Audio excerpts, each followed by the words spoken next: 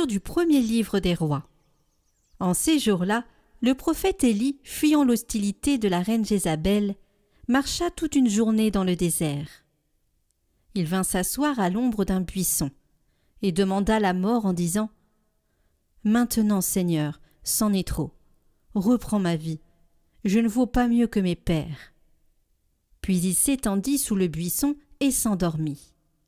Mais voici qu'un ange le toucha et lui dit « Lève-toi et mange. » Il regarda et il y avait près de sa tête une galette cuite sur des pierres brûlantes et une cruche d'eau.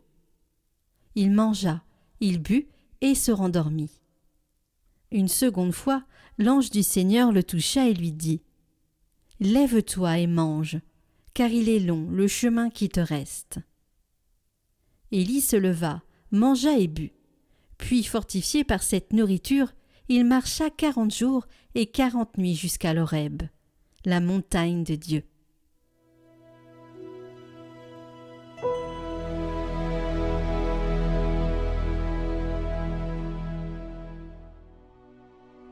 Goûtez et voyez comme est bon le Seigneur. Je bénirai le Seigneur en tout temps, sa louange sans cesse à mes lèvres. Je me glorifierai dans le Seigneur, que les pauvres m'entendent et soient en fête. Magnifiez avec moi le Seigneur, exaltons tous ensemble son nom. Je cherche le Seigneur, il me répond. De toutes mes frayeurs il me délivre. Qui regarde vers lui resplendira, sans ombre ni trouble au visage. Un pauvre cri, le Seigneur entend, il le sauve de toutes ses angoisses. L'ange du Seigneur campe alentour pour libérer ceux qui le craignent. Goûtez et voyez, le Seigneur est bon, heureux qui trouve en lui son refuge.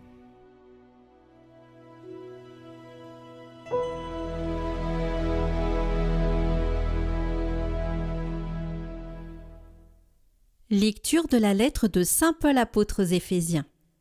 Frères, n'attristez pas le Saint-Esprit de Dieu, qui vous a marqué de son sceau en vue du jour de votre délivrance. Amertume, irritation, colère, éclat de voix ou insulte. Tout cela doit être éliminé de votre vie, ainsi que toute espèce de méchanceté. Soyez entre vous pleins de générosité et de tendresse. Pardonnez-vous les uns aux autres, comme Dieu vous a pardonné dans le Christ. Oui, cherchez à imiter Dieu, puisque vous êtes ses enfants bien-aimés. Vivez dans l'amour, comme le Christ nous a aimés et s'est livré lui-même pour nous, s'offrant en sacrifice à Dieu comme un parfum d'agréable odeur.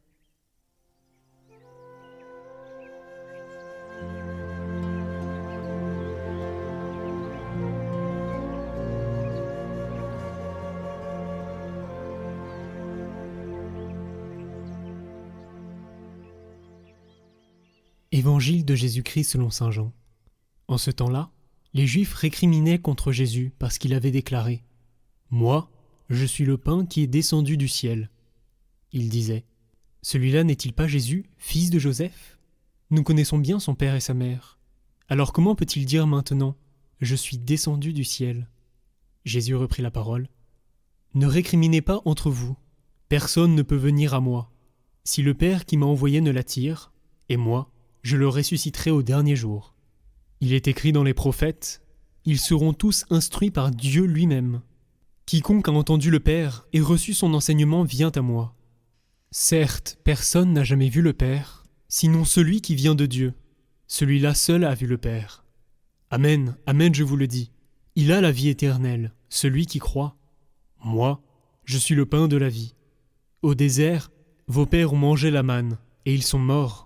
Mais le pain qui descend du ciel est tel que celui qui en mange ne mourra pas. Moi, je suis le pain vivant qui est descendu du ciel. Si quelqu'un mange de ce pain, il vivra éternellement. Le pain que je donnerai, c'est ma chair, donnée pour la vie du monde.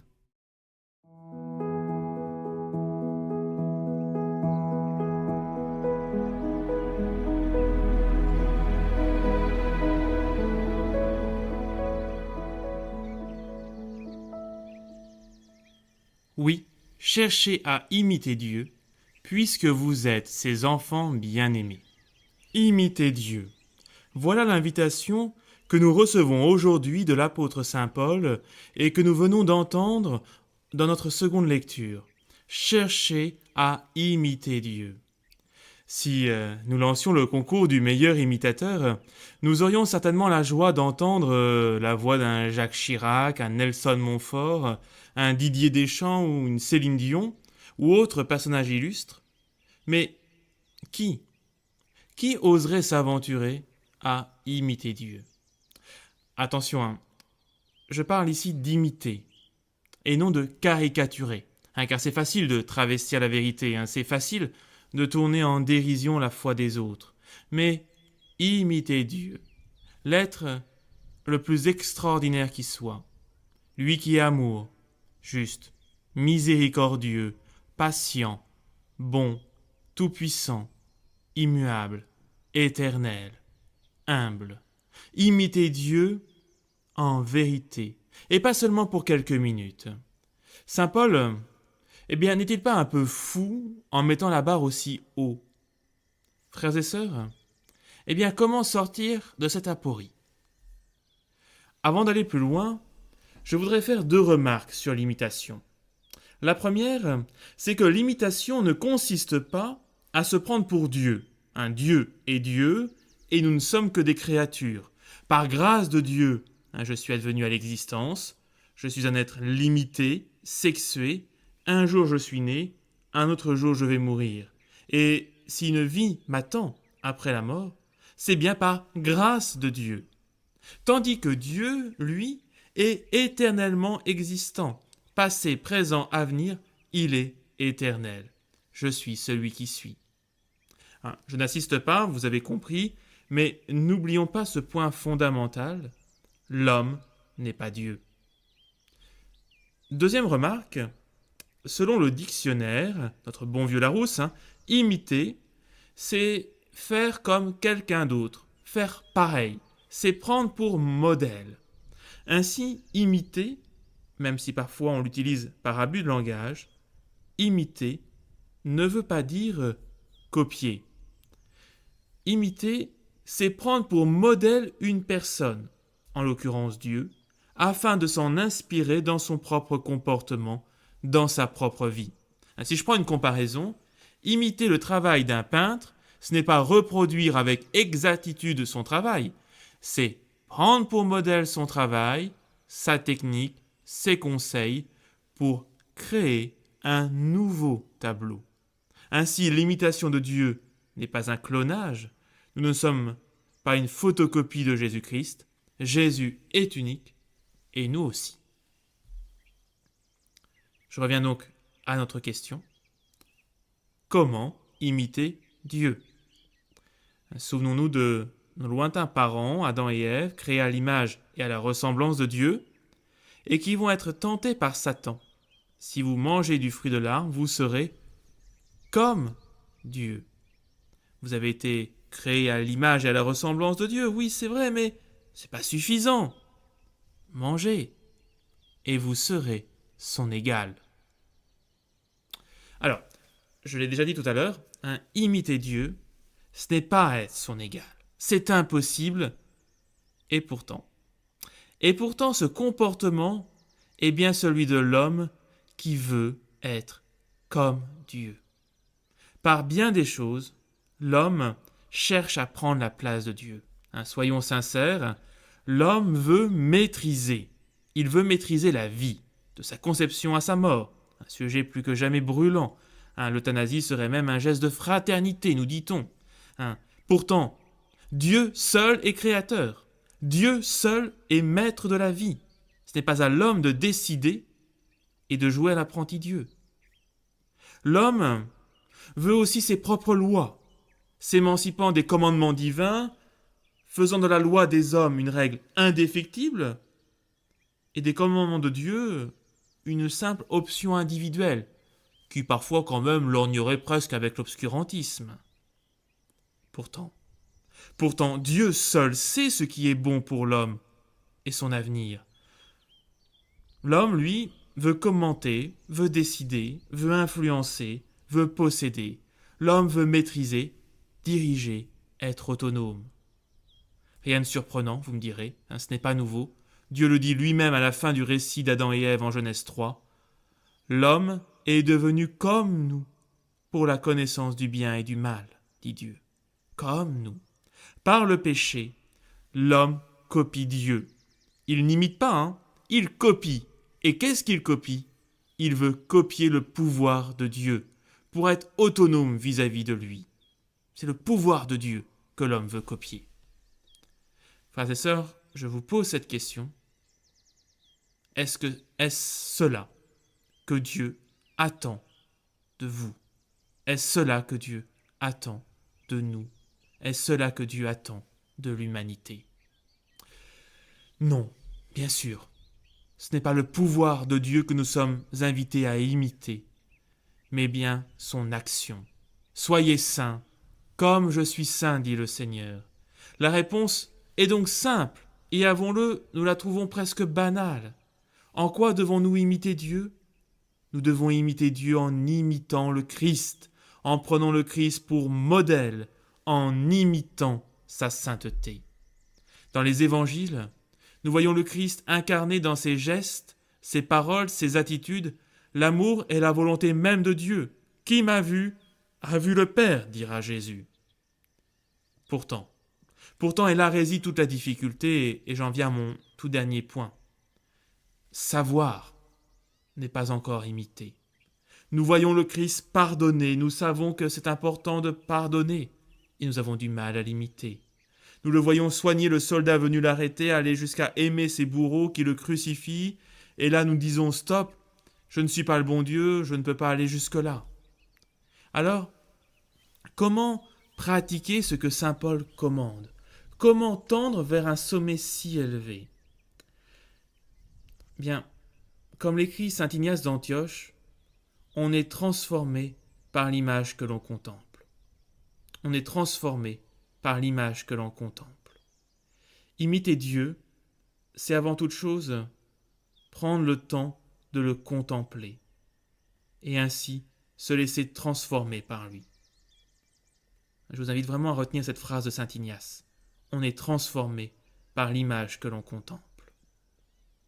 Et je conclus tout simplement par une phrase qui pourrait servir un peu de résumé et que je prends dans juste l'introduction de l'imitation de Jésus-Christ, ce livre qui porte si bien ce nom, l'imitation de Jésus-Christ, que je vous invite à prendre le temps peut-être de relire en ce temps d'été.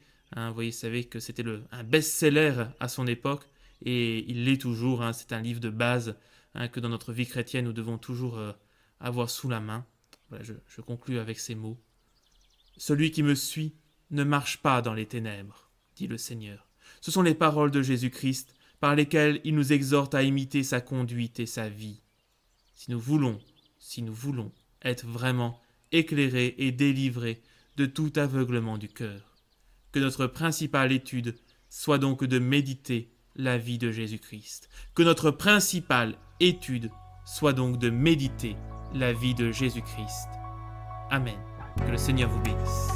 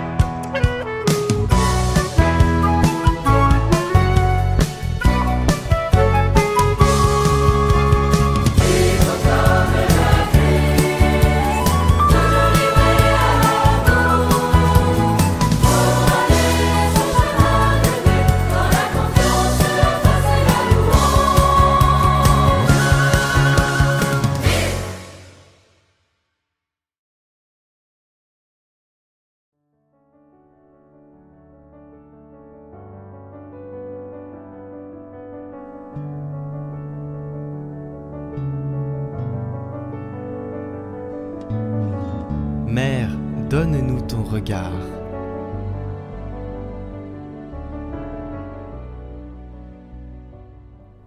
Au nom du Père, du Fils et du Saint-Esprit. Amen.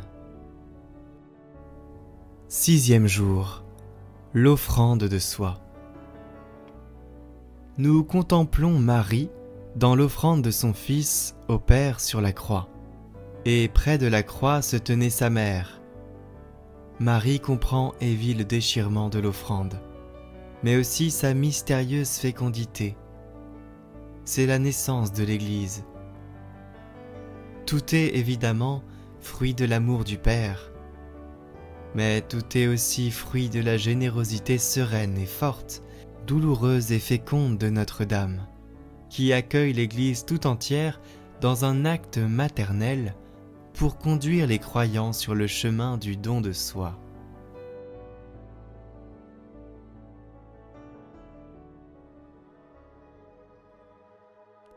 Tu as voulu, Seigneur, que la mère de ton Fils, debout près de la croix, fût associée à ses souffrances. Accorde à ton Église de s'unir, elle aussi, à la passion du Christ, afin d'avoir part à sa résurrection, lui qui vit pour les siècles des siècles.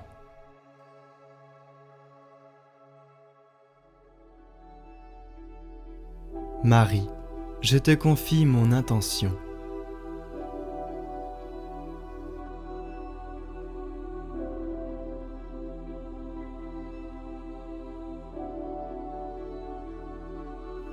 Je te confie aussi la prière de mes frères et sœurs qui te prient à mes côtés avec cette neuvaine. Je te confie leurs intentions. Que la charité, l'espérance et la foi emplissent leur cœur et leur vie.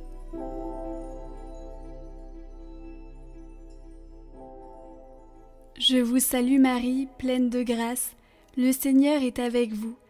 Vous êtes bénie entre toutes les femmes, et Jésus, le fruit de vos entrailles, est béni.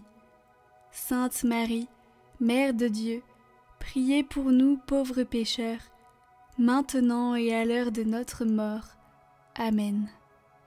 Je vous salue Marie, pleine de grâce, le Seigneur est avec vous. Vous êtes bénie entre toutes les femmes, et Jésus, le fruit de vos entrailles, est béni. Sainte Marie, Mère de Dieu, priez pour nous pauvres pécheurs, maintenant et à l'heure de notre mort. Amen. Je vous salue Marie, pleine de grâce, le Seigneur est avec vous. Vous êtes bénie entre toutes les femmes, et Jésus, le fruit de vos entrailles, est béni. Sainte Marie, Mère de Dieu, priez pour nous pauvres pécheurs, maintenant et à l'heure de notre mort. Amen.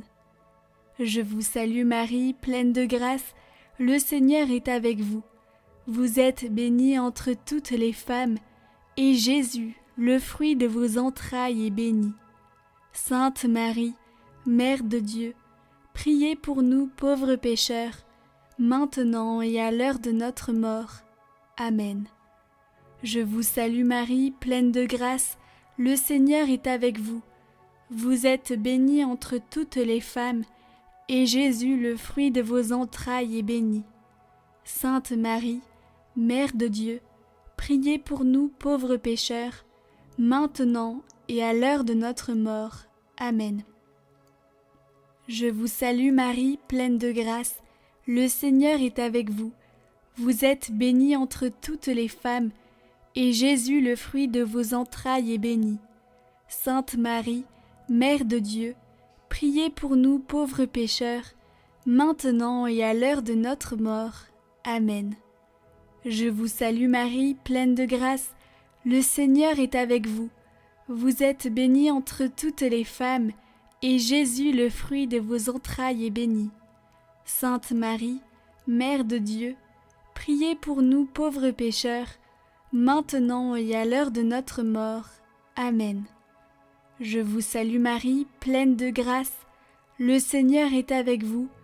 Vous êtes bénie entre toutes les femmes, et Jésus, le fruit de vos entrailles, est béni. Sainte Marie, Mère de Dieu, priez pour nous pauvres pécheurs, maintenant et à l'heure de notre mort. Amen. Je vous salue Marie, pleine de grâce, le Seigneur est avec vous. Vous êtes bénie entre toutes les femmes, et Jésus, le fruit de vos entrailles, est béni. Sainte Marie, Mère de Dieu, priez pour nous pauvres pécheurs, maintenant et à l'heure de notre mort. Amen. Je vous salue Marie, pleine de grâce, le Seigneur est avec vous. Vous êtes bénie entre toutes les femmes, et Jésus, le fruit de vos entrailles, est béni. Sainte Marie, Mère de Dieu, priez pour nous pauvres pécheurs, maintenant et à l'heure de notre mort. Amen. Gloire au Père et au Fils et au Saint-Esprit, comme il était au commencement, maintenant et pour les siècles des siècles. Amen. Prions pour toutes les intentions déposées en commentaire cette semaine. Notre Père, qui es aux cieux, que ton nom soit sanctifié, que ton règne vienne, que ta volonté soit faite sur la terre comme au ciel. Donne-nous aujourd'hui notre pain de ce jour. Pardonne-nous nos offenses, comme nous pardonnons aussi à ceux qui nous ont offensés. Et ne nous laisse pas entrer en tentation, mais délivre-nous du mal. Amen. Je vous salue Marie, pleine de grâce. Le Seigneur est avec vous. Vous êtes bénie entre toutes les femmes, et Jésus, le fruit de vos entrailles, est béni. Sainte Marie, Mère de Dieu, priez pour nous pauvres pécheurs, maintenant et à l'heure de notre mort. Amen.